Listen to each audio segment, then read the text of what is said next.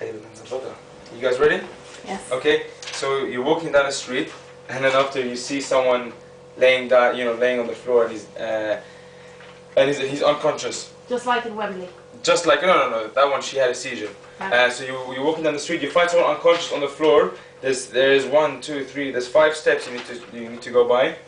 It's D-R-A-B-C. D-R-A-B-C. Yeah. Do you know what? Do you know what D stands for? D is the first thing you need to check. D for Drogba. No, D for Drogba. D. I was about to say that. You need to check for danger, because if you see someone on the street, you need to make sure everything's okay. You make sure there's no danger for yourself. So if he's laying in the middle of the street, make sure you have to stop all the cars or anything like that. The second bit you have to do is R. Respiration. No, response. Oh, you need to go up to the person and say, "Hey, how are you? Okay, what's wrong? What's wrong?" If he's not, then you need to check for A. What is A? What did A stand for? Emergency. A. A for Airway. airways. You need to make sure you need to open his airway. Because he could be laying on the floor. Let the people move. Don't stand. Yeah, no. His or her specific airway. I'll show you what I mean by that. Anissa will be a demonstrator. Yes. Anissa, come. Can you lay down quickly on the floor with your head here? Okay. So you need to check. You need to check the airway. Hi, Anissa. So someone's on the floor. Anissa, you need to act as if. So, as if you are like fainted. Yeah, actually I need to move the pillow. Okay. So to check the airway of the person, you need to make sure that you need to check it. Look here, because when you're laying on the floor, your airway is actually closed. You need to lift up the neck. Yeah, you get your 2 fingers here and 2 fingers here, one on the forehead, and one on the thin, and you have to lift up like that. And that's why, and this one, it lets the airway go through. And then after, what you need to do, you need to check if there's any breathing. Oh, I see. And you need to just honestly just stand on top and see if there's any breathing done by the person. And if there's no breathing, you have to wait for 10 seconds. If there's no breathing, you give them a kiss of life. You have to give them. Yeah, you need to give them CPR. And how to do CPR?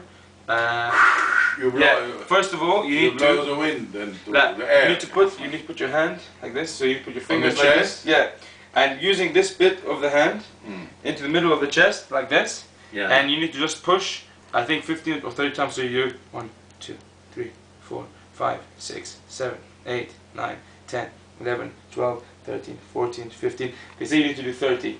And then you need to do CPR, which I'm going to show you. Sure, yes. You need to close the nose. So you need to open your mouth. Open your mouth.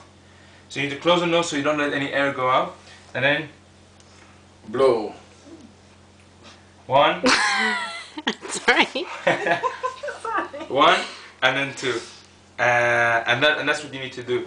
And then after, you need to check. You can check the pulse. Always check the pulse in the left hand, because the heart lets the blood flow from the left side of the heart and go in here. So you need to check the pulse. See, obviously, if there's a beat.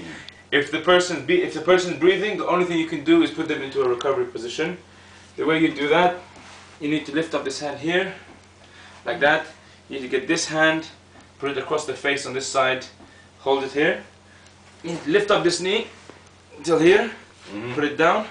So when you're like this, and you just put weight on this one, and you just turn the person over like this. Wow. So when you're like this, you fix this, and you lift up the leg here so she balances herself. And this is the recovery position, and you lift up the neck more like that.